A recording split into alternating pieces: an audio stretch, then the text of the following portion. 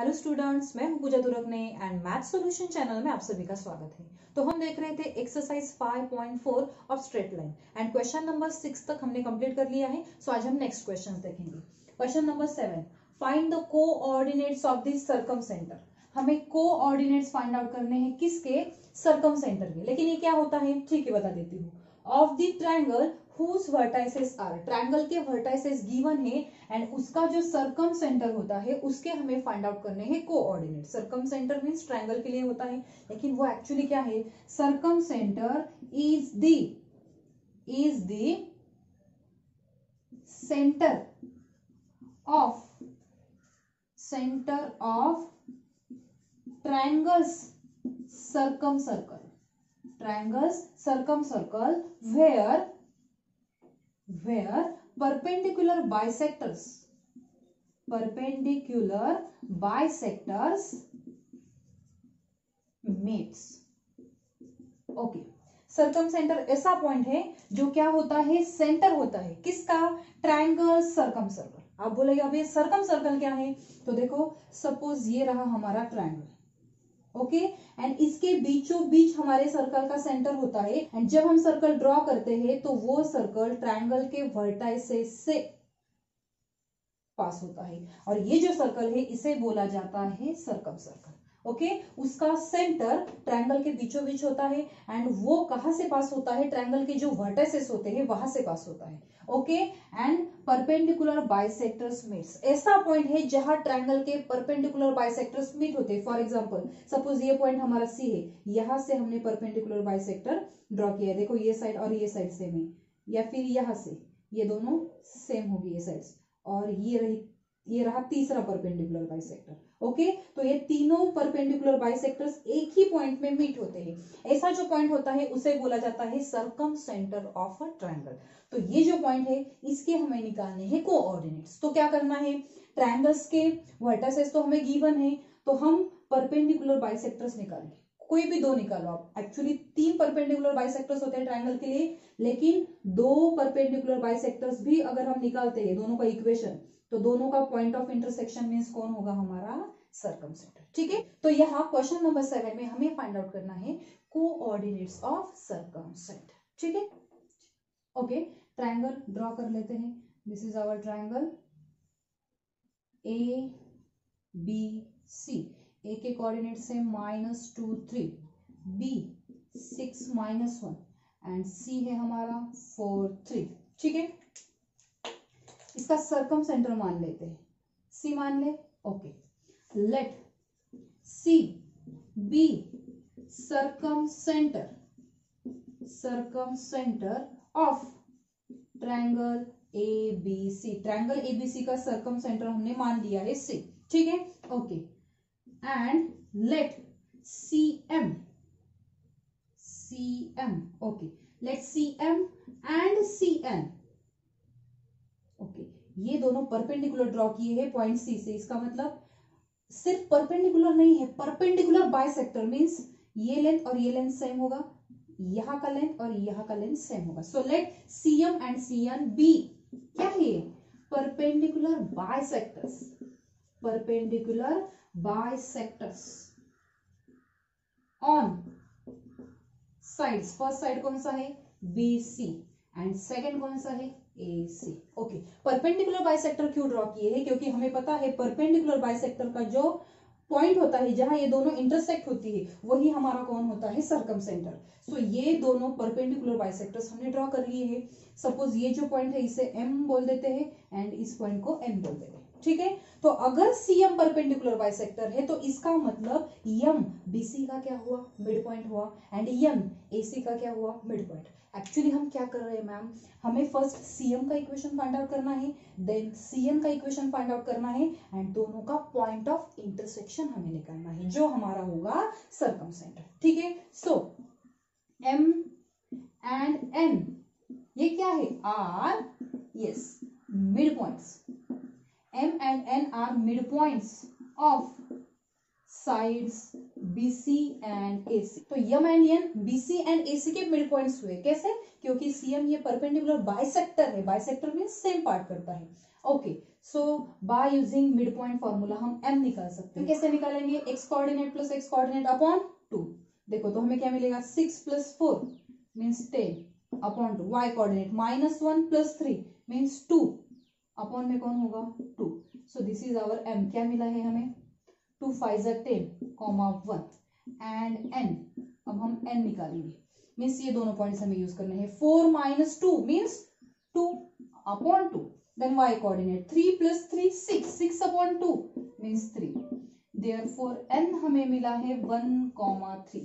तो आप देख सकते हो m भी हमें मिला है और n भी। ठीक है, m के पॉइंट्स पुट कर देते हैं m 5 1 एंड n 1 3। अब क्या करना है मैम? देखो ये जो CM है परपेंडिकुलर बाइसेक्टर, ये कहां से पास होता है? M पॉइंट से। ओके, पॉइंट हमारे पास है, लेकिन CM का स्लोप है क्या हमारे पास? आप वो क्यों पूछ रहे हो? क्योंकि हम यहाँ यूज करने वाले हैं equation of a line in slope point form. Point तो हमारे पास है लेकिन स्लोप है नहीं। कैसे फाइंड आउट करना है? BC का स्लोप फाइंड आउट करेंगे, उसका यूज करके CM का स्लोप फाइंड आउट करना है। सो slope of side BC। Okay, y coordinate का सब्सट्रैक्शन y2 माइनस y1 क्या मिलेगा हमें यहाँ? 4। देखो ना 3 minus -1 negative negative becomes positive and upon में x2 minus x1 4 minus 6 means हमें यहाँ मिलेगा -2। माइनस क्यों? 4 छोटा है 6 बड़ा है। So which is equal to -2। 2 2 जा 4 और ये minus sign as it is आएगा।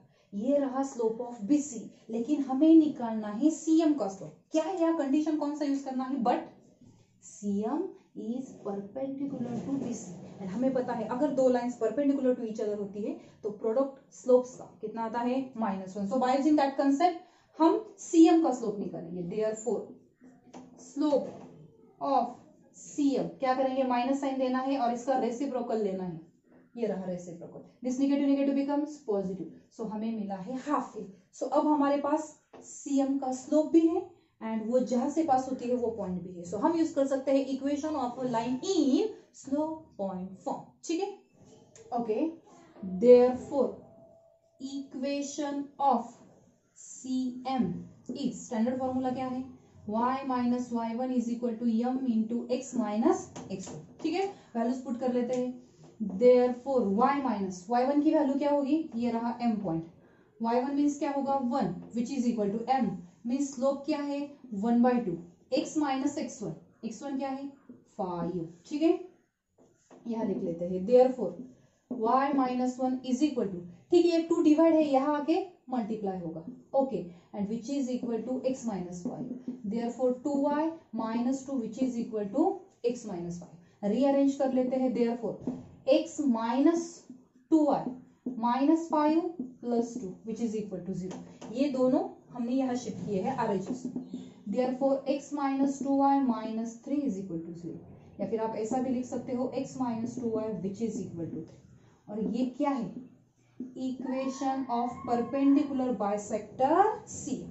CM का इक्वेशन हमें मिल चुका है। अब हमें फाइंड आउट करना है इक्वेशन ऑफ CM। ओके, तो उसके लिए पहले हमें क्या निकालना होगा? AC का स्लोप निकालना। ठीक है, now slope of AC. Okay.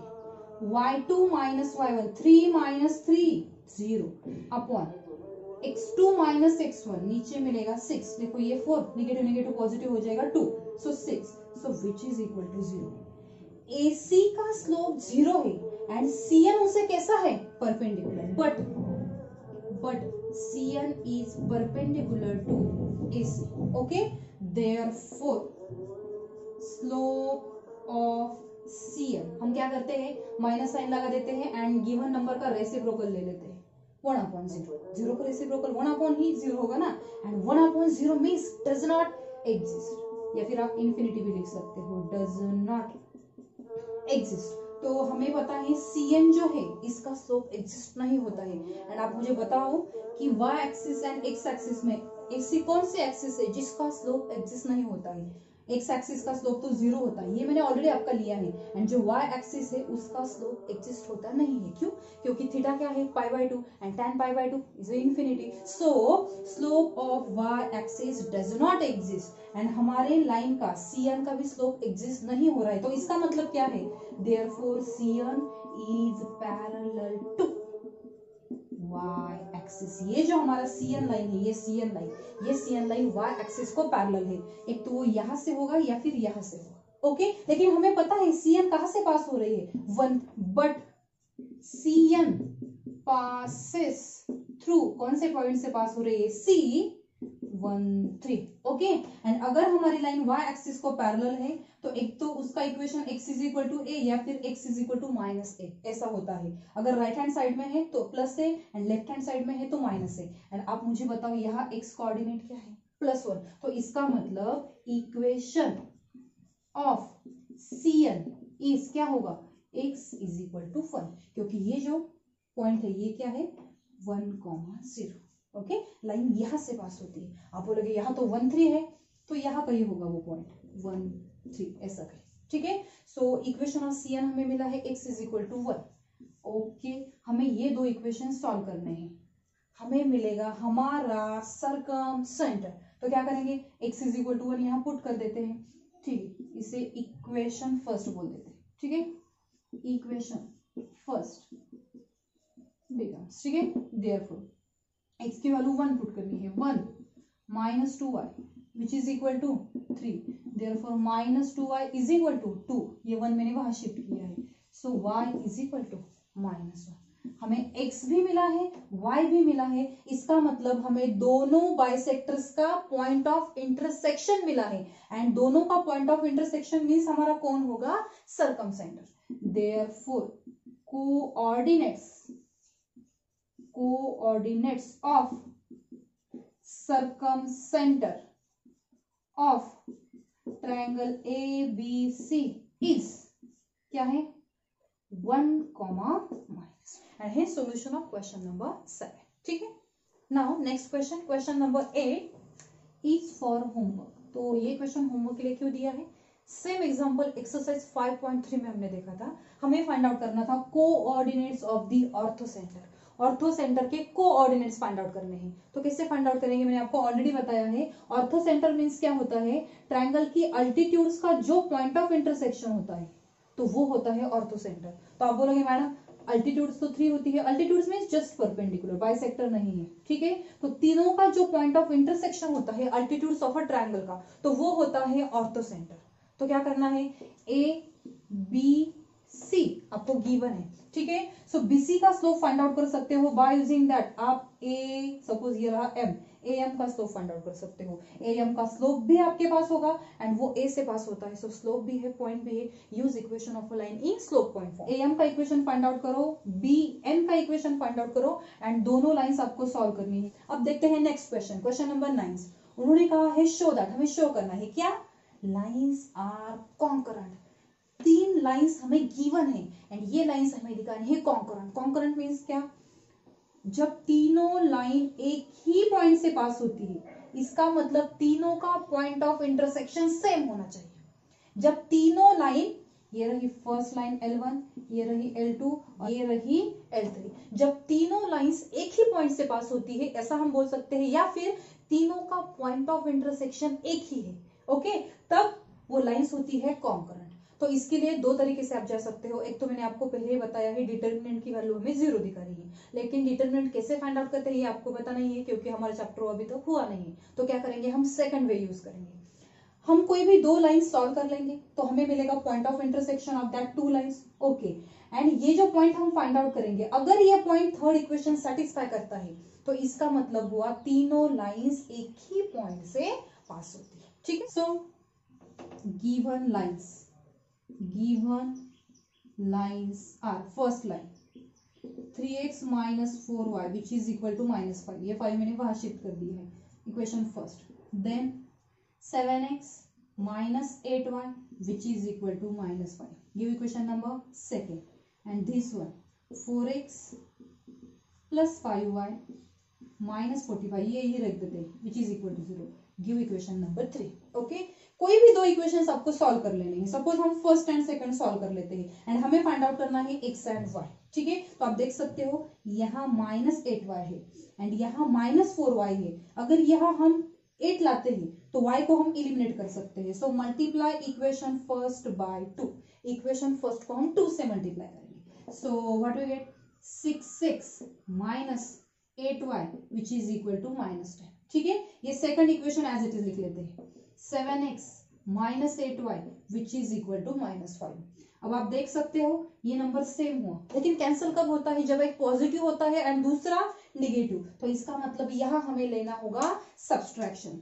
So here is minus, here is minus, negative negative becomes positive, here also minus, negative negative becomes positive. इसका मतलब ये नीचे का नंबर पॉजिटिव हुआ है। 6x minus 7x means here we get minus x. Minus 8y plus 8y get cancel. So which is equal to, यहाँ देखो -10 plus 5 means हमें यहाँ मिला है -5। नेगेटिव नेगेटिव गेट कैंसल, तो इसका मतलब x हमें मिला है 5। x की वैल्यू मिली, ओके। तो ये वैल्यू आप किसी भी एक इक्वेशन में पुट कर दो।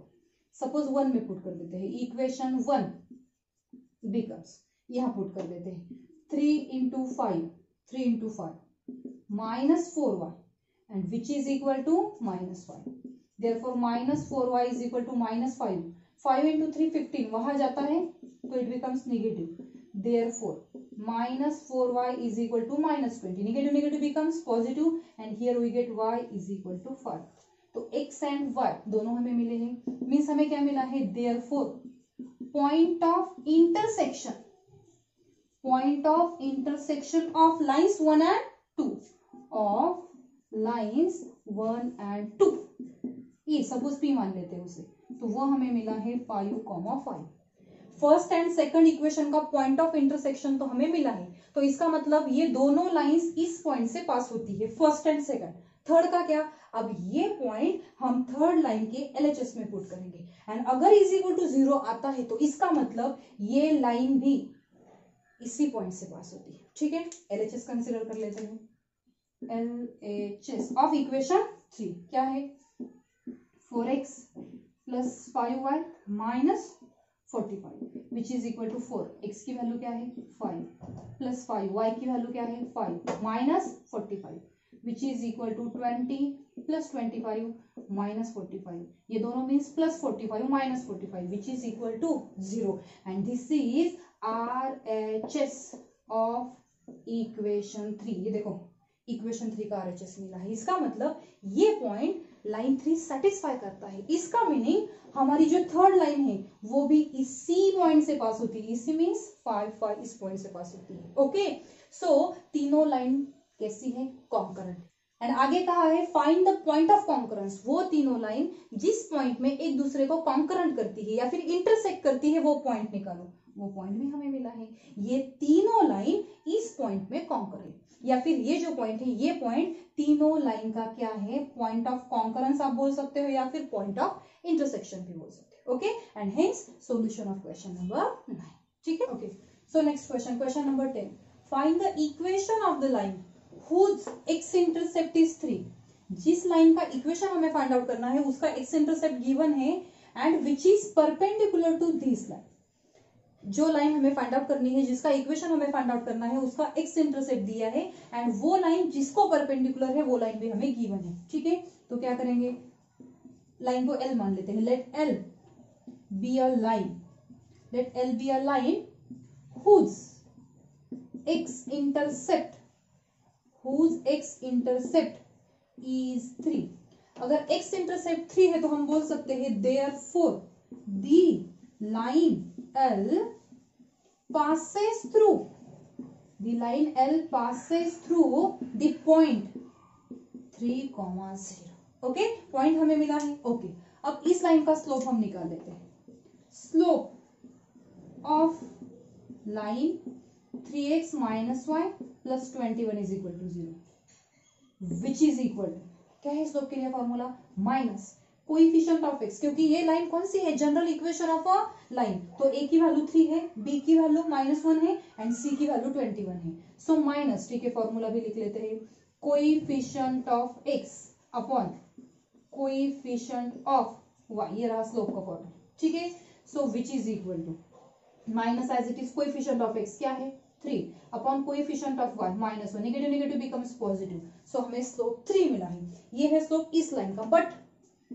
बट हमारी जो लाइन यल है ये लाइन इस लाइन को कैसी है perpendicular 3x minus y plus 21 is equal to 0। इसको हमारी लाइन परपेंडिकुलर है। इसका मतलब हम निकाल सकते हैं स्लोप ऑफ लाइन L क्या होगा माइनस एंड रेसिप्रोकल लेना है इस नंबर का मीन्स 1/3 माइनस 1/3। सो L लाइन का स्लोप भी है एंड L लाइन जहां से पास होती है वो पॉइंट भी है, स्लोप भी है, पॉइंट भी है। So here we have to use equation of a line in slope point form. So therefore the equation of line L is standard formula y minus y1 is equal to m into x minus x1। now just put the values y minus y1 की value क्या है 0 which is equal to m क्या है minus 1 by x minus x1 3 ठीक है। therefore ये 3 यहाँ divide है यहाँ के मल्टीप्लाई होगा सो 3y is equal to minus x this negative negative becomes positive so plus 3 therefore x यहाँ शिफ्ट कर देते हैं it becomes positive plus 3y and which is equal to 3। आप चाहो तो ये 3 भी यहाँ शिफ्ट कर सकते हो इट बिकम्स नेगेटिव कोई जरूरत नहीं है। So x plus 3y is a equation of a line whose x intercept is 3 and which is perpendicular to this line ठीक है। And hence question number 10 okay. Question number 11 find the distance of the origin from the line. इस line से origin का distance कितना है ये हमें find out करना है। इसके लिए हमारे पास फॉर्मूला भी है distance of origin from the line ठीक है। हम देख रहे हैं क्वेश्चन नंबर 11 का solution. The equation of given line the equation of given line is क्या है 7x plus 24y minus 50 is equal to 0 ठीक है। अगर आप ये which is of the form which is of the form ax plus by plus c is equal to 0। अगर दोनों आप कंपेयर करते हो so what do we get a is equal to 7 b is equal to 24 and c is equal to minus 50 ठीक है। therefore the distance of origin from the line distance of origin from the line ax plus by plus c is equal to 0। हम standard formula लिख लेते हैं is equal to क्या formula होता है modulus of c upon root of a square plus b square ठीक है। So finally therefore the distance of origin from the line क्या है हमारा line 7x plus 24y minus 50 is equal to 0 is equal to या directly आप इसे p भी बोल सकते हो ठीक है। सो मॉड ऑफ c की वैल्यू हमें पुट करनी है क्या है minus 50 upon root of a square plus b square. a means 7 का स्क्वायर 49 एंड b मीन्स 24 उसका स्क्वायर क्या होगा 5 7 6 modulus complete so which is equal to हम p मान लेते हैं। ये नेगेटिव का क्या होगा पॉजिटिव मॉड वही तो काम करता है ना okay. So 50 and 49 plus 576 means root of 625 therefore p is equal to 50 upon square root of 625 means 25 and 25 to 50। So finally हमें डिस्टेंस मिला है 2 यूनिट्स। यूनिट हमें पता नहीं है ना सो सिर्फ यूनिट्स ठीक है। And his question number 11। Next question number 12 find the distance of the point. ये जो पॉइंट है इसका डिस्टेंस निकालना है कहां से फ्रॉम द लाइन। लाइन भी हमें गिवन है तो इसका मतलब हमें यूज करना है formula for distance of a point from the line okay. So the equation of the given line क्या है 12x minus 5y minus 13 is equal to 0। इस पे 1 या 2 मार्क्स के लिए क्वेश्चन आ सकता है। अभी नेक्स्ट जो एग्जाम आपका होने वाला है नवंबर में उसके लिए भी। So this is our given line which is of the form ax plus by plus c is equal to 0। Compare this both क्या मिलेगा हमें a is equal to 12 b is equal to minus 5 and c is equal to minus 13 ठीक है। हम standard formula लिख लेते हैं the distance of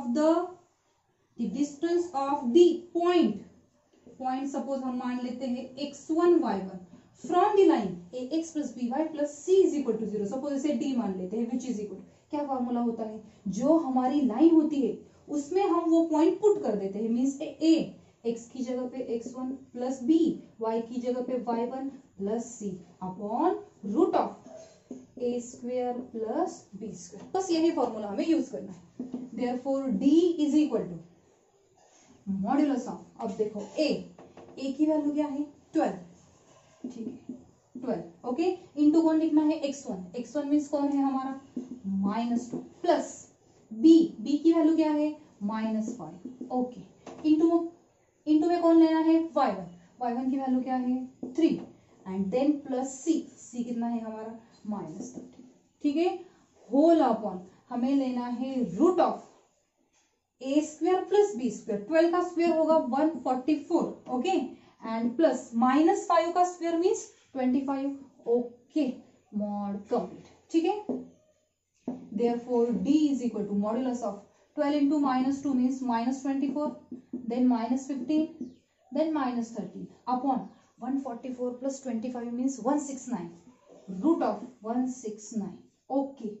Therefore d is equal to, अगर सबके एडिशन हम कर दे तो हमें मिलेगा 52, ओके, आप चेक करके देखो, माइनस साइन होगा, upon root of 169 means 30, okay, modulus से ये पॉजिटिव हो जाएगा, सो 52 अपॉन 30 एंड 13 4 जा 52, सो d इज इक्वल टू हमें मिला है 4 units, distance of the point A from this line which is 4 units, and hence question number 12, ठीक है। Question number 13 is for homework, क्यों, क्योंकि 13 एंड 14 सिमिलर है, डिस्टेंस बिटवीन पैरेलल लाइंस हमें find out करना है, find the distance between parallel lines, lines parallel है कैसे आइडेंटिफाई करना है, दोनों लाइंस का x coefficient and y coefficient दोनों सेम होने चाहिए, या फिर हम ऐसा भी बोल सकते हैं दोनों लाइंस का स्लोप्स सेम होना चाहिए। आप देख सकते हो x का कोएफिशिएंट 4 है, यहाँ भी 4 है, y का कोएफिशिएंट -3 है, यहाँ भी -3 है, तो इसका मतलब ये दोनों lines parallel to each other है।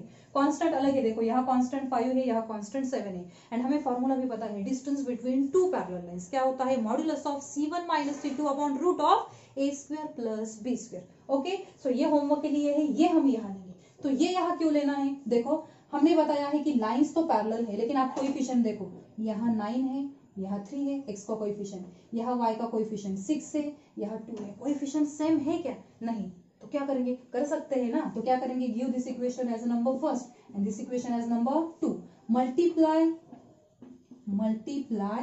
इक्वेशन 2 बाय, यहाँ कौन है 9, हमें यहाँ भी 9 चाहिए, तो किसकी जरूरत है हमें 3 की, multiply equation 2 by 3, so what you get 9x plus 3 into 2 6y, 6 into 3 18 which is equal to 0, give equation number 3। अब आप देख सकते हो equation first and equation third में कोएफिशिएंट सेम है, x का कोएफिशिएंट 9 है, y का कोएफिशिएंट 6 है, कांस्टेंट अलग है c1, okay, where c1 is equal to -7 and c2 is equal to 18, ठीक है। a एंड b की क्या वैल्यू है वो भी लिख लेते हैं, a is equal to 9 and b is equal to 6, a and b कहां से लाया है, क्योंकि ये इक्वेशन कौन से फॉर्म में है, ax plus by plus c is equal to 0, ठीक है। So we get c1 c2 a and b, and हमें पता है हमारी लाइंस पैरेलल है, आप देख सकते हो कोएफिशिएंट सेम है, यहाँ कोएफिशिएंट सेम करने की जरूरत नहीं है, ऑलरेडी दिए है, सो दिस इज फॉर होमवर्क, ठीक है। Therefore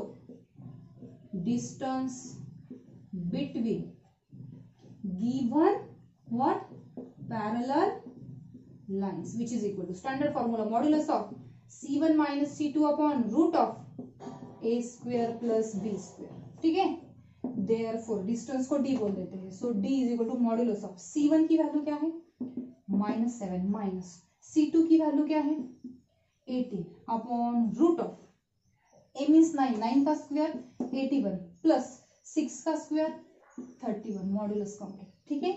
therefore d is equal to -25, दोनों का एडिशन किया है हमने, and root of 81 plus 36 means 117, आप चेक करके देखो, okay, which is equal to 25 upon root of 117, mod है ना, तो नेगेटिव का पॉजिटिव हो चुका है, therefore d is equal to 25 upon root of, अब चाहो तो ऐसा भी रख सकते हो या फिर सिंप्लीफाई भी कर सकते हो, 9 इंटू 13 9 जा 117 हमें पता है, ठीक है। So which is equal to 25, 9 का स्क्वायर रूट क्या होता है 3 into root 13 units. Okay, distance between given parallel lines. लेकिन आपको एक बात याद रखनी है, लाइंस पैरेलल है ये कैसे चेक करना है, x का कोएफिशिएंट दोनों लाइंस का एंड y का कोएफिशिएंट सेम होना चाहिए, अगर नहीं है तो आपको कर लेना है। Okay, so question number 30 is for homework and next question सब नेक्स्ट वीडियो में देखेंगे, ठीक है। Thank you.